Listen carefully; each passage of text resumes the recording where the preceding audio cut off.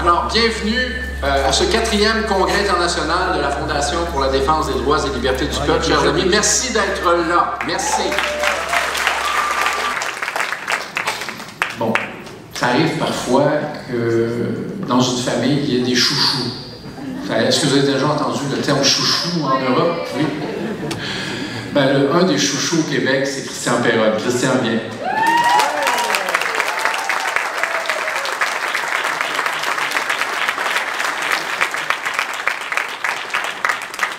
Et comme disait presque mon prédécesseur, je remercie toutes les crapules là, qui ont organisé cette pandémie parce qu'ils m'ont éveillé.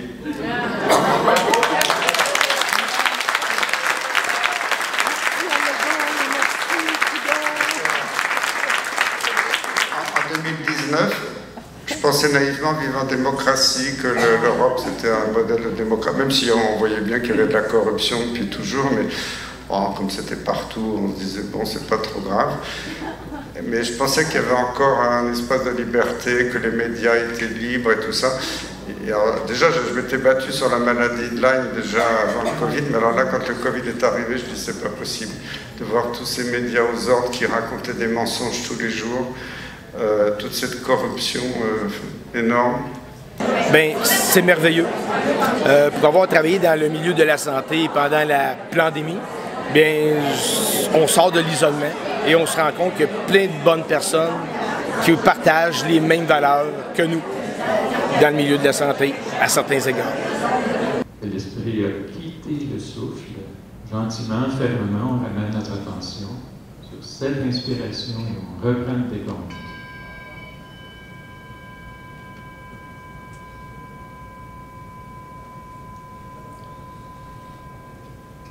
On commence.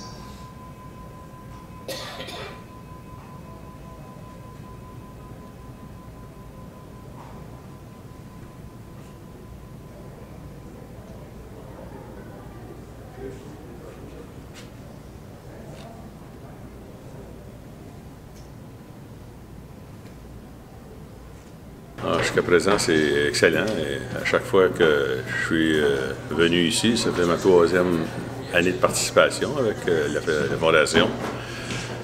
C'est un bel événement. C'est beaucoup de personnes qui se rejoignent au mouvement. Puis c'est des beaux échanges qui peuvent être avec des belles amitiés qui se créent aussi. Ainsi que nous avons des beaux invités qui viennent de l'extérieur du pays. Ils nous racontent aussi quand même des événements qui ont été passés, puis ce qui peut être amélioré à l'avenir. C'est pas mal ça. Puis aujourd'hui, on s'attend encore à un beau dimanche pour l'Assemblée. Je vous remercie, monsieur. Merci beaucoup. Jean-Dominique, réformer le système ou en sortir? Oui, on va faire un peu de complotisme éclairé, si vous voulez bien. Parce que, non mais il faut vraiment remettre ça aussi dans cette perspective longitudinale, non seulement du changement de monde, mais du plan diabolique qui est en train d'être mis en place. Et comprendre que depuis l'origine de cette affaire, il y a la volonté de couper le lien parent-enfant, notamment en faisant croire aux femmes que c'est en étant le plus et le plus vite possible sur le marché du travail, y compris après les grossesses, qu'elles se réalisent en tant que femmes. Et excusez-moi, mais pour une femme qui vient d'accoucher, retourner au bout de 4 mois au travail, avec tout l'entourage qui considère que c'est ça être une femme aujourd'hui, alors que si elle fait le choix de rester à la maison, elle va se faire regarder comme une espèce de rétrograde, bigote, qui n'a rien compris à la vie, c'est le fruit de toute une ingénierie sociale qui dure depuis des décennies et des décennies, avec deux finalités fondamentales. La première, c'est que les femmes payent également des impôts, et on sait comment à l'époque un foyer pouvait tenir sur un salaire masculin.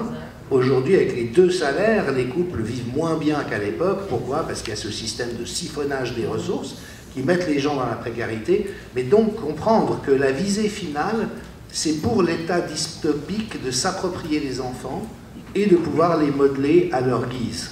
Ça passe par l'idéologie et ça passe par la traumatisation du lien à la naissance et dans la petite enfance, et désormais par la traumatisation sexuelle. Et c'est là où le lien que tu as fait entre Kinsey. Kinsey avait beaucoup travaillé avec Balusek, qui était un nazi, un médecin nazi, qui avait violé des cohortes d'enfants pour voir comment est-ce qu'on pouvait en faire des soldats d'élite, parce qu'ils étaient tellement dissociés à l'intérieur de parce qu'ils avaient vécu, qu'ils étaient prêts à tuer n'importe qui sans aucun état d'âme dans la conséquence. Alors, bonjour tout le monde, Yannick Tremblay, ambassadeur pour la Fondation Défense des droits et libertés du peuple. Ce week-end, je suis venu assister à 3 jours extraordinaires de rassemblement, d'amitié, de connaissances, de débrouillage, de décodage de l'actualité scientifique, politique et sociologique. On se sent beaucoup plus accompagné avec des amis et puis avec des informations crédibles pour se forger une opinion aujourd'hui du monde dans lequel on vit et des défis qui nous attendent ainsi que des opportunités qui en découlent. Alors c'est toujours vraiment passionnant pour moi de venir à ce genre de congrès pour faire une mise au point, une mise à jour avec les sommités internationales dans leur secteur d'activité respectifs pour m'aider à me forger une opinion sur la nature réelle du monde et des défis et ou opportunités qui nous attendent, comme je le disais. Alors, ceux qui ne sont pas déjà ambassadeurs, je vous invite à le faire. C'est une cause extraordinaire et puis ensemble, on construit des choses, mais là, magnifiques. J'ai bien peu à ajouter à tous ces commentaires assez pertinents. Peut-être il y a des concepts qui sont importants de saisir, les conflits d'intérêts et la capture des institutions, des organismes réglementaires et des gouvernements par des intérêts financiers corporatistes. Donc ça exerce une influence, on l'a vu durant la crise de la COVID, justement. Ça nous a révélé tout ça, cette puissance-là d'influence.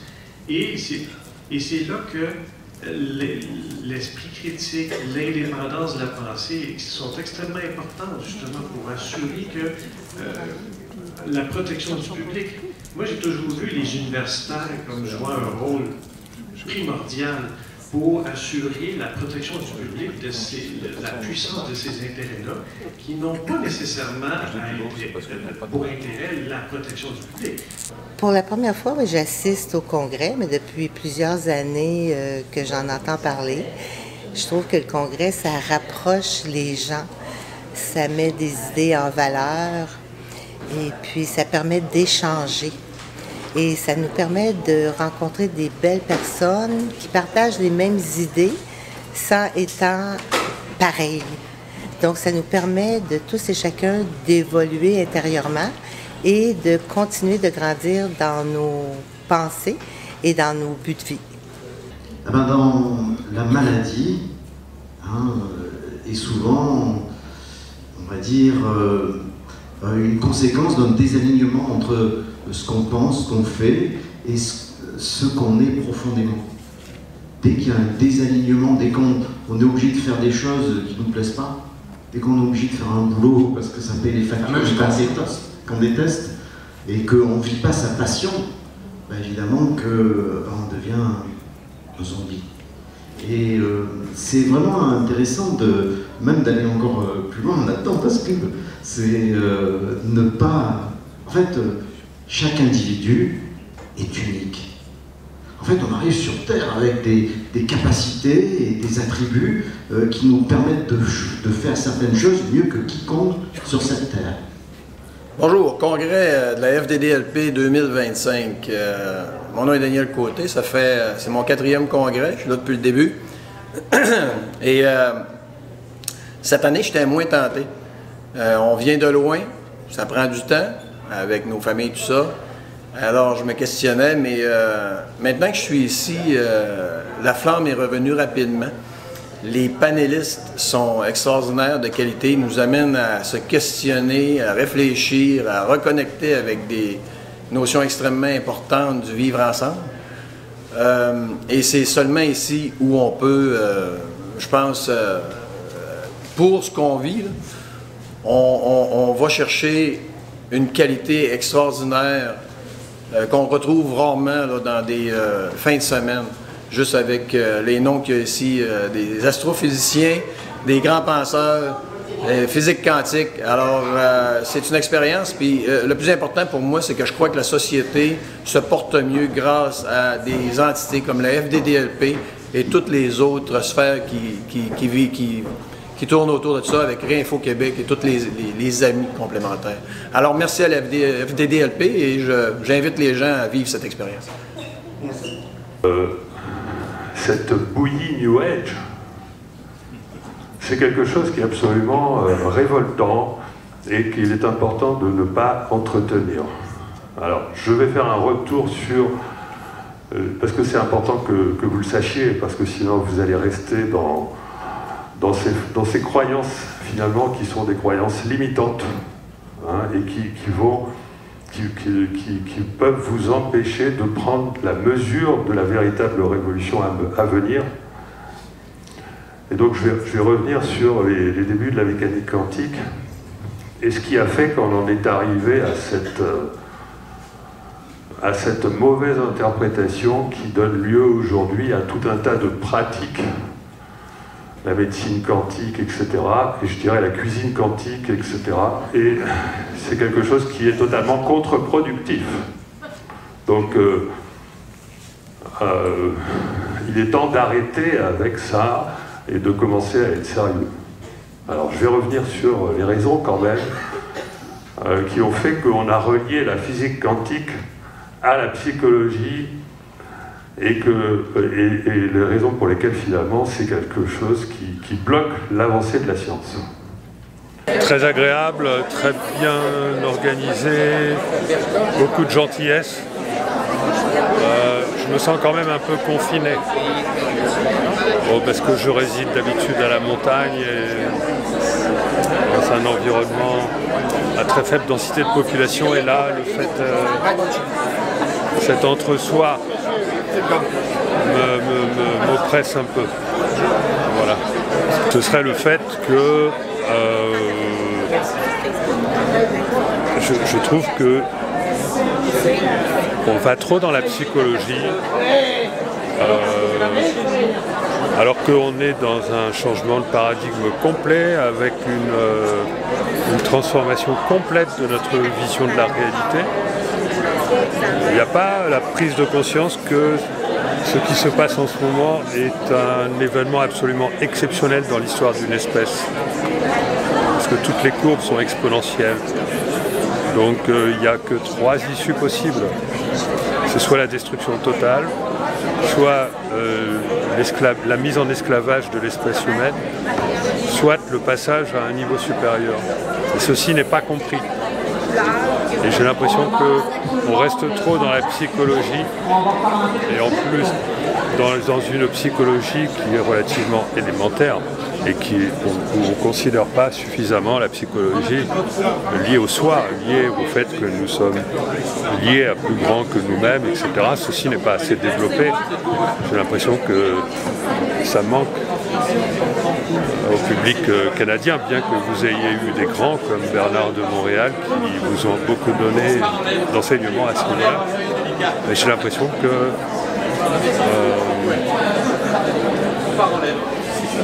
il y a quelque chose que peut-être pas. Je vous trouve trop gentil, vous les Québécois, en gros. Je vous trouve trop gentil. Voilà, c'est ça, c'est un problème parce que ça vous fait interpréter les choses d'une manière trop psychologique. Vous êtes trop dans la bonté, vous êtes trop dans le don, dans la compréhension, dans le partage, etc. Et c'est pas comme ça que ça fonctionne sur notre planète. Ça ne fonctionne absolument pas comme ça. D'ailleurs, on caractérise très souvent les Québécois comme étant des moutons. Je n'y ai pas pensé, mais je pense que ça correspond bien à l'idée que vous donnez, effectivement. On a l'impression que vous avez été trop influencé par... Vous avez trop subi l'influence anglo-saxonne, je crois. Et que... Mais en même temps, vous avez des qualités fantastiques. Parce qu'en fait, finalement, il faut juste se refusionner, quoi. Il faut que la francophonie retrouve toutes ses composantes. Parce que si elles sont éparses ça va pas. Et si par contre elles sont à nouveau réunies, ça marchera bien. Voilà. Merci, merci beaucoup.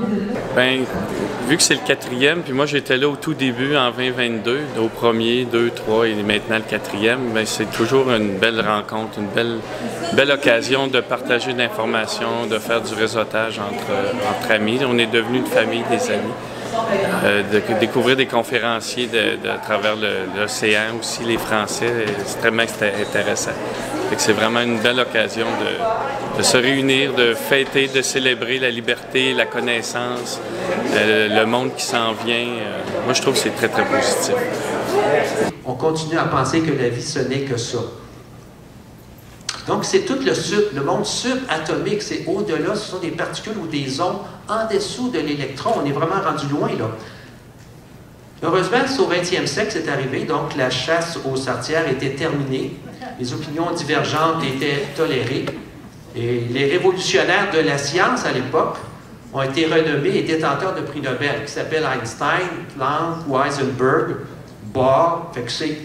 Heureusement, on les a comme applaudis, ces gens-là, mais on n'a pas véritablement, on s'en est pas vraiment servi, parce qu'on est resté bien gros dans la matérialité encore. Accepter une nouvelle vérité demande de l'humilité. Pas évident, se changer ses idées, là, ça demande du courage, mais il faut être humble aussi. Robert m'en parlait tout à l'heure, à un moment donné en médecine, on est rempli dans notre grosse bulle de savoir. Et à cause de ça, c'est bien difficile d'être capable de changer un peu de vision par rapport à ça. Moi, je trouve ça tout à fait extraordinaire. L'énergie qu'il y a ici est absolument formidable. J'ai un seul regret, c'est que mon compagnon ne soit pas présent avec moi parce que je pense que nous aurions bénéficié de toute l'énergie qu'il y a ici. Et puis, une chose que j'apprécie énormément, c'est la pluralité, la diversité de points de vue et l'ouverture qu'il y a par rapport à tout ça, la façon différente, même si la thématique est la même, de se reconnecter. Puis l'important, c'est pas d'avoir raison, c'est de rester connecté, c'est ça qui est le plus important. C'est la première question qu'on nous avait posée au début, puis ça me touche vraiment profondément. Donc c'est un grand privilège pour moi d'être ici, puis je suis en gratitude avec tout ce que ça apporte, puis j'ai le goût de m'impliquer davantage avec la Fondation. La tristesse que tu portes, elle est due à l'énergie d'apitoiement que tu entretiens sur toi-même. Et quand elle a dit ça, ça a vraiment coupé le petit ego, le hamster à l'intérieur de moi. Il y a eu vraiment une énorme prise de conscience. Je savais même pas que j'entretenais la victime en moi. Ça faisait certainement des années que je faisais ça, je ne m'en rendais même pas compte. Et quand j'ai entendu ça, ça a fait prise de conscience et action, c'est no way. Il n'est pas question que je laisse la victime en moi maîtriser la situation. Ça a été vraiment un saut quantique. J'ai catché la victime en moi, et le soir, c'est-à-dire que je l'interdisais de prendre le contrôle de mes pensées, et le soir, quand je méditais, je l'accueillais à 300% dans mon cœur. Et cet enseignement, accueillir sans entretenir, c'est la clé de beaucoup de choses. Enrichissante, c'est toujours intéressant d'échanger des expériences et surtout de voir cette même volonté pour travailler à une humanité meilleure, pour essayer de comprendre les enjeux et aussi de trouver des solutions.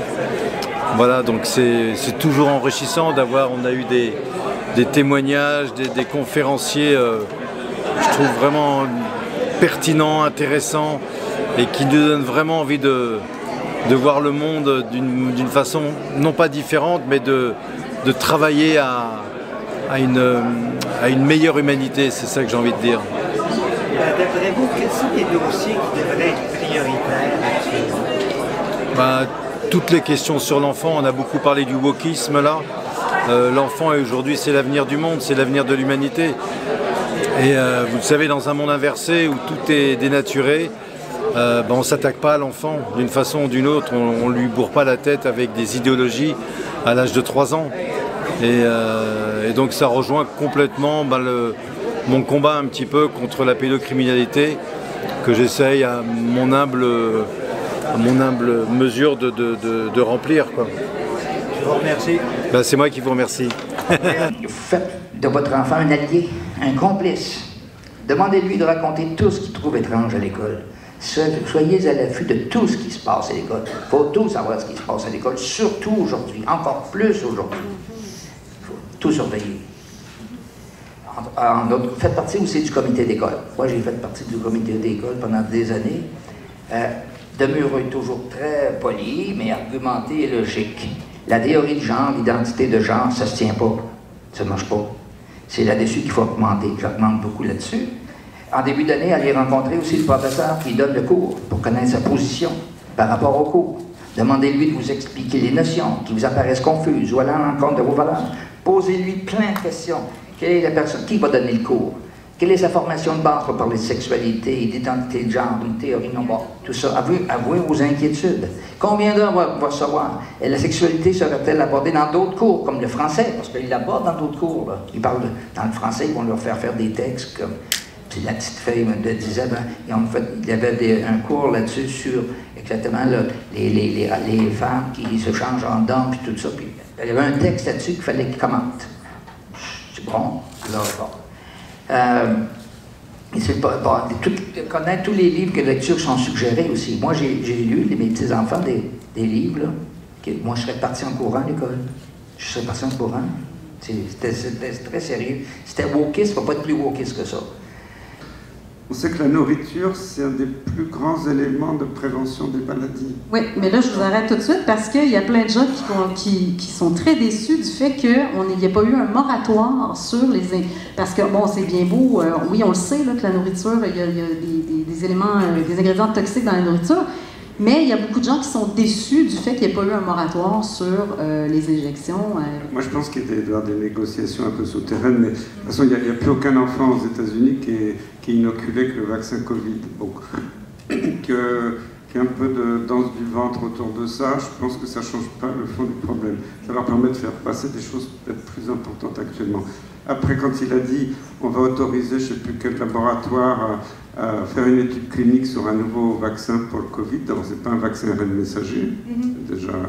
Il a dit on va faire une vraie étude contrôlée avec des gens indépendants, non corrompus, et on verra après si on peut le recommander. Donc, il essaie, parce que s'ils attaquent tout de façon frontale, ils vont se prendre des murs de milliardaires, de lobbyistes dans la figure. Donc, moi, je trouve, pour l'instant, après, peut-être que je me trompe, il faut leur laisser un peu le temps, mais je trouve qu'ils avancent un petit peu en naviguant. J'ai l'impression de façon assez astucieuse pour ne pas se prendre tout de front. Encore une fois, c'est le 4e auquel je participe. Et premièrement, parlons de la qualité des ambassadeurs, gens sympathiques, impliqués, responsables. Et parlons aussi de nos invités. Encore une fois, des gens fantastiques qui savent nous impliquer dans leur domaine particulier. Parfois, c'est plus compliqué, le scientifique. Parfois, ça va très bien, le social et politique. Mais ce sont tous des gens, je pense, qui ont à cœur la mission de la Fondation. Et ces gens-là sont remarquables. Puis je vous invite à regarder les capsules, la totalité du congrès. Je pense que vous allez comprendre ce que je veux dire. Quelle est la nature de votre collaboration avec la Fondation? Avec la Fondation, je m'occupe principalement des législations qui sont entreprises par le gouvernement du Québec ou le gouvernement du Canada qui nous semblent avoir un impact sur les libertés fondamentales.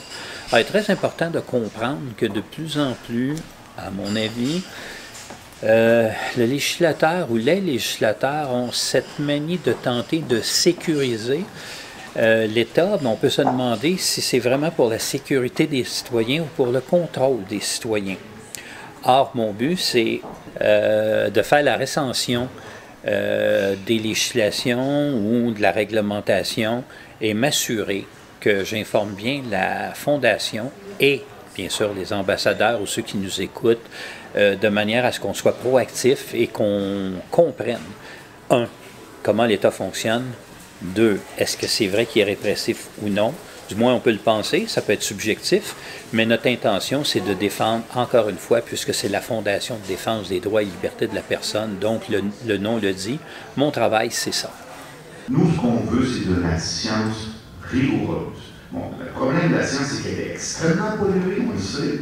Et d'ailleurs, une des démarches qu'ils veulent entreprendre, c'est de faire en sorte que les journaux qui ont été plus complices des publications polluées, Lancet, New England, etc., ils vont dire aux gens qui viennent, vous ne publiez pas dans ces journaux-là, vous publiez dans d'autres journaux que nous, on va établir, et dans lesquels on va essayer de mettre des standards au niveau de l'intégrité scientifique qui va faire en sorte que lorsque le corpus de connaissances va se construire, ça va être un peu plus fiable comme source à partir de laquelle on va pouvoir se prononcer si c'est bon ou c'est pas bon. Actuellement, même les repas, les règles pour essayer de mesurer si c'est bon ou pas bon, sont corrompus.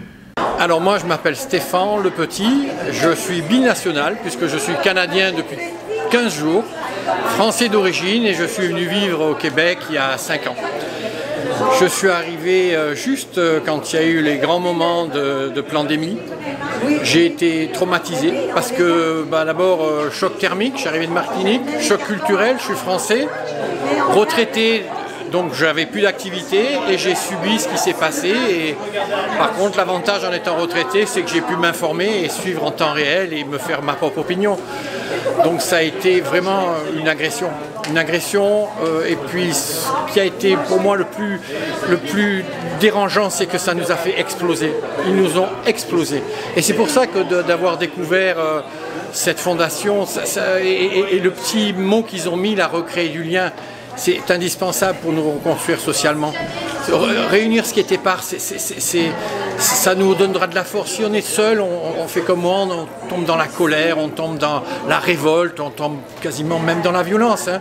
Avec les conférences auxquelles on a assisté, avec le lien qui s'est créé, c'est la seule manière pour nous d'être efficace dans un contre-pouvoir de cette société qui est en fin de cycle. Hein. Je veux dire, rien ne va quoi, entre la guerre, le climat qui est une escrologie. Enfin, je veux dire, on nous manipule, on a des élites qui se moquent de nous et si on n'est pas unis, si on n'est pas nombreux, on va sombrer. Donc moi je remercie vraiment cette organisation, que ce soit la Fondation, que ce soit Réinfo Québec, ça crée du lien, ça nous renforce et puis on va s'aimer. Hein. C'est clair qu'on va s'aimer. Voilà ma position sur ce qu'on a vécu. Écoutez, le premier commentaire, c'est toujours la même chose. Je suis quelqu'un de très humain qui aime le contact physique, donc quand on peut être dans un événement qui rassemble beaucoup de gens, c'est toujours agréable de voir les gens en face. Puis, oui, c'est une invitation que j'ai eue. Le sujet de cette année, c'est travailler ensemble. Je ne pouvais pas ne pas être là, étant donné que ça fait 4-5 ans que je martèle pour une démocratie directe, l'importance de se respecter les uns les autres, l'importance que le peuple soit souverain pour qu'on puisse s'autodéterminer, en sachant très bien que on n'a pas tous la même idée, la même opinion, mais il faut apprendre à se parler ou réapprendre à se parler. Donc, je ne pouvais pas être à côté d'un événement dont le titre était « Travaillons ensemble ». C'est ce que je prône depuis le tout début. Au niveau des relations internationales, dans le fond, on voit des trucs vraiment importants entre les États-Unis et la Russie, d'une part. Non seulement on se parle, mais on s'apprécie. Et on semble parler de beaucoup plus que l'Ukraine, mais Trump vient faire la même chose avec Xi en Chine. Et ils se sont parlé directement 2 fois dans la dernière semaine, je pense, et on planifie une rencontre. Et c'est là où ça devient vraiment important parce que ces 3 pays qui idéologiquement sont quand même assez proches, c'est-à-dire qu'ils cherchent grosso modo à être un monde multipolaire, donc tuer une certaine partie du mondialisme, en tout cas. Très certainement l'impérialisme militaire, ça c'est certain. Mais aussi, on cherche chacun est même chez soi et on fait des affaires, on fait rouler l'économie. Et on veut un monde en paix. Ces 3 pays, ces 3 leaders-là sont vraiment là-dessus. Et on se parle. Et on s'apprécie. Et c'est eux qui vont décider de la suite des choses, en fait. Moi, je vais dire que j'ai un peu une position un peu différente en disant que le mondialisme a tué les États-Unis d'Amérique et que Trump est là pour essayer de sauver les morceaux, en fait. et que les autres, aussi bien les Russes que les Chinois, savent parfaitement que sa position est extrêmement instable et que de toute façon, il n'est qu'avec les miettes, là, aujourd'hui. Donc, je pense que l'avenir se décide à côté de Trump. Trump peut encore être il a encore quelques cartes, mais ce ne sont pas des cartes majeures, en fait. Oui, pendant le voyage en Russie, il faut savoir, tu sais, on a organisé pas mal d'entrevues avec des hauts dignitaires russes, et en fait, la partie la plus intéressante, c'est pas le message officiel. Ce qui est intéressant, c'est le off. Et quand tu discutes avec des gens comme Maria Zarakova, porte-parole des affaires étrangères, Piotr Tolstoï, on a interrogé le numéro 2 du Parti communiste chinois, russe, ils sont tous... Le lapsus, c'est vrai. Pas les mêmes, hein? La chose, non, c'est pas les mêmes, pas vraiment. Non, la chose intéressante, si tu veux, c'est qu'en off, ils te disent tous qu'ils n'ont pas confiance en Donald Trump. Ça, c'est intéressant. C'est-à-dire qu'ils te disent, ils disent pas qu'ils feront rien avec, mais ils disent qu'il est tellement versatile qu'ils l'observent, ils regardent ce qu'il fait, mais ils n'ont aucune confiance. Donc c'est intéressant parce que dans le message officiel, personne ne va te dire ça en Russie. Mais quand tu les parles en off, ils t'expliquent, ils te disent, on regarde, oui c'est pas mal, peut-être, mais il faut rappeler une chose, Sylvain, on ne peut pas le nier, celui qui a le plus sanctionné la Russie, c'est Donald Trump. Il a mis des sanctions draconiennes contre la Russie. Alors il y a un double discours qui est je veux rouvrir les lignes aériennes, faire du business, parce que Trump, son discours, c'est la guerre ne profite pas aux affaires. L'organisation est extraordinaire. J'ai assisté l'an dernier aussi au congrès qui avait lieu dans la Beauce. Là. Ici, c'est vraiment, je trouve, il y avait plus de participants que l'année passée. Je pense qu'il devait y avoir près de peut-être une centaine de personnes de plus. En tout cas, ça m'apparaissait comme ça. Peut-être je me trompe. Et la qualité des intervenants est encore une fois extraordinaire. Les thèmes qui ont été traités, les différents panels, on a traité énormément de choses. Puis ce matin, dimanche, la deuxième journée du congrès, on a parlé beaucoup de spiritualité. Et ça m'a vraiment intéressé parce que c'est quelque chose qui me tient à cœur, que je ne connais pas beaucoup, mais on l'a traité d'une manière scientifique. C'était assez étonnant. J'ai pas tout saisi, mais ça m'amène sur un nouveau sujet d'intérêt. On va suivre prochainement les gens qui nous ont, M. Guillemard et M. Martini, je pense. Peut-être je fais erreur sur le nom, mais vraiment, c'était très, très bon. M. Brouillard aussi qui ont traité ces sujets-là. C'était bien intéressant. En tout cas, je remercie l'organisation. La Fondation, c'est vraiment un groupe extraordinaire. Il y avait Réinfo Québec aussi qui était impliqué depuis 2 ans, je pense, Réinfo Québec, et je pense pas, je suis sûr. Réinfo Québec était impliqué. Je remercie tout ce monde-là, les animateurs extraordinaires. Alors, j'ai bien aimé mon séjour. Merci. Au revoir. Stéphane demandait aussi quelle vision ils ont des Français. Alors ça c'est pas très flatteur pour nous, mais je t'explique. Alors Micron chez nous, il est considéré par les Russes comme inexistant sur l'échiquier. C'est même lamentable quand on connaît la diplomatie française, ce qu'elle était à l'époque il y a encore 20 ou 30 ans. Aujourd'hui on est devenu inexistant. C'est-à-dire que Macron, quand il dit je vais envoyer des troupes, je vais faire ci, je vais faire ça, les Russes ne le calculent même pas. C'est-à-dire que sur l'échiquier, pour les Russes, il n'existe pas. Donc il peut s'agiter tant qu'il veut. Alors d'un côté c'est rassurant, d'un autre c'est extrêmement triste parce que tu te dis la voix de la France ne compte plus. Ce mot-là me tient à cœur, le mot espoir. J'aimerais t'entendre sur l'espoir, puis peut-être vous entendre chacun qu'on conclue sur le mot espoir. Est-ce que c'est inutile, utile, quoi? C'est fondamental. Fondamental de savoir qu'on participe à ce qui s'en vient. Et de voir 100 ans en avant et 100 ans en arrière, moi, ça me décentre complètement. Alors, j'aime ça. C'est le fun d'être décentré, mais on n'est pas obligé d'enraciner. Quelqu'un d'enraciné, j'ai des ailes aussi. Alors, ça prend à la fois de la sagesse, ça prend de la compassion, ça prend de la compréhension et ça prend des moyens. Je pense que les moyens habiles sont extrêmement importants, sont essentiels actuellement. On vit dans une époque où on n'a pas le choix que de se développer comme humain, puis réfléchir à de quoi j'ai besoin pour être heureux, être accompli, grandir, évoluer, me transformer. Et les crises sont un moment fabuleux. Il ne s'agit pas de voir qu'il va y avoir un anéantissement de l'humain, il va dire c'est comme possibilité. Moi, je pense que la vaste majorité des humains sont plutôt bienveillants et plutôt endormis. Alors, mais ça se traite. Bonjour, ça va bien? Oui, ça va très bien, toi aussi. Ça va super bien. Oui, on vient de terminer le congrès. Donc, mission accomplie, que des bons commentaires. On a eu des invités formidables. Et la thématique du congrès qui était « Reconnectons-nous les uns aux autres », ça a plus que fonctionné. C'est au-delà des objectifs. On se fixe toujours des objectifs élevés. Et on les a atteints. Ça, c'est définitif. Donc, très content. On a réuni plein de gens. On avait des invités sur toutes sortes de thématiques. Thématiques scientifiques, géopolitiques, économie, journalisme, croissance personnelle, des invités incroyables. Vous avez la liste là, qui a été publiée là, avec 23 panélistes. Christian Perronne, Jean-Dominique Michel, on avait Philippe Guillemant, Dr Brouillard, Pierre Barnérias, qui a réussi à se rendre au Québec malgré les problèmes avec l'autorisation de voyage électronique. Il voulait absolument être là, il était là. Écoute, c'est fantastique. En plus, on a eu une soirée, là, Got Talent. On a vu qu'il y a beaucoup de talent chez les participants à ce congrès-là.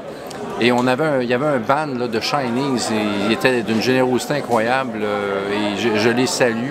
Je salue également Daniel J. Côté qui a un talent de chanteur de rock incroyable. Mais tout ça, le but, c'est sommes-nous repartis avec plus de bagages dans nos valises? La réponse, c'est oui. Et la bonne nouvelle, c'est que ceux qui sont ambassadeurs en règle vont avoir le lien gratuitement des conférences qui ont été filmées. Et en fait, je te remercie, Richard, de ton bénévolat. Ça a été extraordinaire. Et ça a tout été filmé par Richard et par l'équipe Mediaspect. Et il va y avoir les montages qui vont se faire. Et aux alentours du 20 juin, on devrait être en mesure de distribuer les liens aux ambassadeurs en règle. Et il y a un petit coût pour ceux qui ne sont pas ambassadeurs, mais qui ont participé au congrès, 10 $ pour le lien et pour avoir accès au congrès au complet avec des sujets qui ont été abordés, dans lesquels il y avait des prises de position divergentes, et c'est ce qu'on voulait en passant de voir des thèses différentes pour mieux laisser aux gens la possibilité de se faire leur propre idée, parce qu'à la Fondation, on est la libre pensée. Et il y avait beaucoup de grands penseurs et les participants auront la chance de se faire leur idée. Et après, on part. La Fondation existe depuis 5 ans, donc après 5 ans, on est content d'avoir fait un congrès à pleine capacité. Et on est content de l'avoir fait parce que les gens ont besoin de se reconnecter les uns aux autres, ont besoin de se voir, mais ont aussi besoin d'une mise à jour au niveau du bagage sur tout sujet. Et pour moi, un des bagages qui était primordial, c'était celui de la croissance personnelle, mais on l'a abordé avec un volet physique quantique. Donc, le fait d'avoir Gaétan Brouillard, Philippe Guillemant, d'avoir Patrick Martini également qui était là, Pierre Barnérias aussi avec son angle spirituel, ça c'est un cachet parmi les autres personnes qui étaient invitées comme panélistes, il y en avait 23. C'était un cachet qui me rejoint, mais qui a rejoint beaucoup de gens et on a approfondi bien sûr dans la deuxième journée du congrès.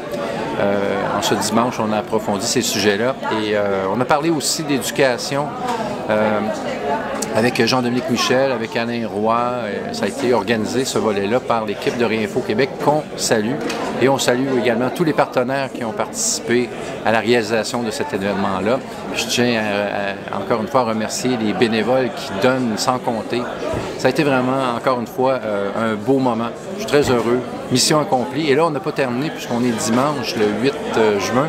On est toujours à Harford et on va être à Québec le 10 juin. C'est co-organisé avec Réinfo Québec.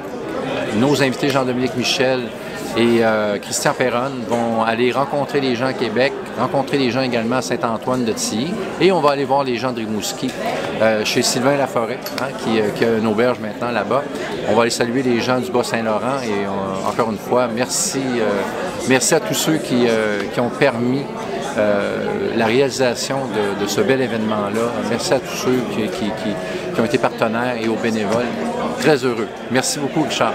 Félicitations. Merci.